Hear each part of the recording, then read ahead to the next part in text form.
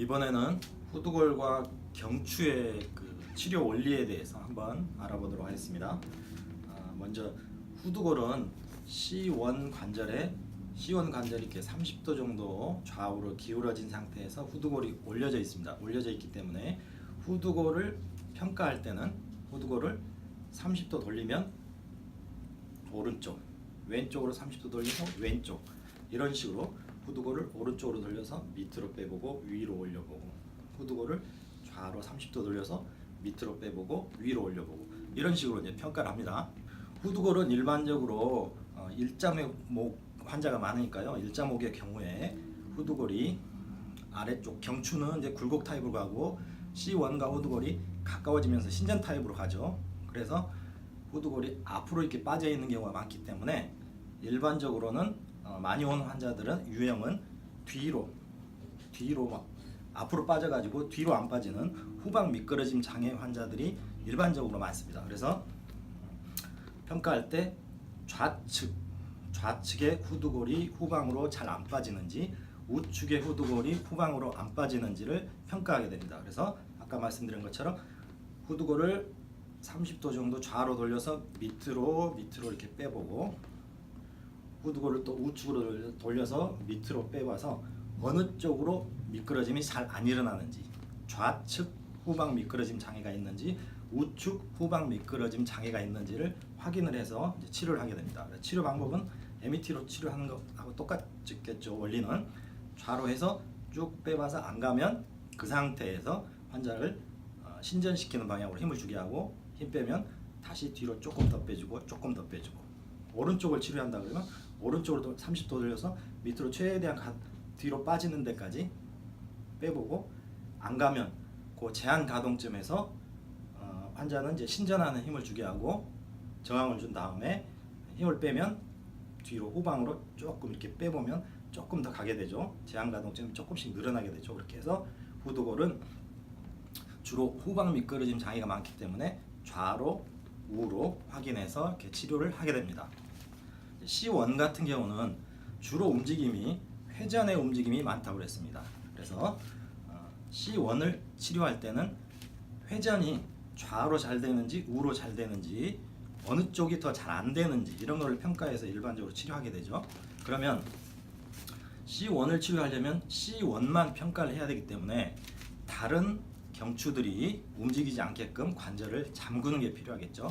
그래서 머리를 최대한 들어 올려서 쭉 이렇게 굴곡을 시키게 되면, 쭉 굴곡을 시켜서 배로 머리를 딱 고정을 하게 되면 C2부터 C7까지는 고정이 됩니다. 자, 움직이지 않게 되죠. 그 상태에서 좌로 쭉 돌려보고, C1은 45도, 좌우로 45도 돌아간다고 그랬어요. 그래서 45도까지 가서 더 가는지 안 가는지, 오른쪽으로 45도까지 가는지 안 가는지, 가는 과정에서 어느 쪽이 더 뻑뻑한지, 이런 것들을 평가해보고, 왼쪽으로 45도 가는 과정에서 더 뻑뻑하거나 아니면 45도가 안 간다, C2부터 C7까지 안 움직이기 때문에 회전을 시키면 45도씩 움직이겠죠, 좌우로. 그래서 그 범위 내에서 뻑뻑하거나 45도가 완벽하게 회전의 움직임이 일어나지 않는다. 그러면 그 상태에서 환자는 왼쪽으로 안 가면 오른쪽으로 힘을 주게 하고, 저항을 주고 힘 빼면 왼쪽으로 조금 더 가보면 조금씩 더 제한 가동점이 이제 늘어나는 걸 볼 수 있습니다. 그런 식으로 해서 왼쪽이든 오른쪽이든 이렇게 회전을 이용해서 주로 이제 C1은 치료하게 되죠. 그리고 전형적인 경추 C2부터 C7까지는 앞에 영상에서 타입 2의 움직임이 주로 있다고 그랬죠. 타입 2. 그래서 항상 측굴과 회전이 같은 방향으로 가게 되죠. 그래서 우측굴 되면 우회전되고 좌측굴 되면 좌회전됩니다. 그래서 경추를 평가할 때는 좌우로 이렇게 측굴을 시켜보면서 평가를 하겠죠. 머리를 들어서 병진 운동을 시키면서 좌우로 오른쪽에서 밀어보고 왼쪽에서 밀어보고, 오른쪽에서 밀어보고 왼쪽에서, 물론 이제 회전을 이용해서 평가할 수도 있습니다. 우회전, 좌회전 이렇게 시켜보면서 좌우로 회전이 어느 쪽이 잘 안 되는지 평가할 수도 있지만, 이 방법보다는 이제 처음 접근하시는 분들은 측구를 이용해서 평가하는 방법이 조금 더 확실합니다. 그래서 오른쪽에서 밀어서 잘 안 간다 그러면 좌측 굴대 있구나, 왼쪽에서 밀어서 잘 안 간다 그러면 우측 굴대 있구나, 그러면 우측골 돼 있다는 말은 그 분절이 우측골 우회전 돼 있다는 말이고, 좌측골 돼 있다는 말은 좌측골 좌회전 돼 있다는 말이겠죠. 그래서 좌측골 좌회전 돼 있다 그러면 우측골 우회전이 안 되니까 우측골 우회전을 만들어주는 쪽으로 이제 치료를 하게 되죠. 그러면 평가를 좌우로 이렇게 축구를 시켜서 중립 상태에서 한번 밀어보고, 예를 들어서 오른쪽에 밀어서 안 갔다 그러면 이제 C4 정도 지금 예를 들어서 설명해 볼게요. C4를 오른쪽에서 밀어서 안 갔다 그러면 C4는 좌측골 좌회전 돼 있는 거죠. 그럼 그 상태에서 C4까지를 이렇게 굴곡을 시켜봅니다.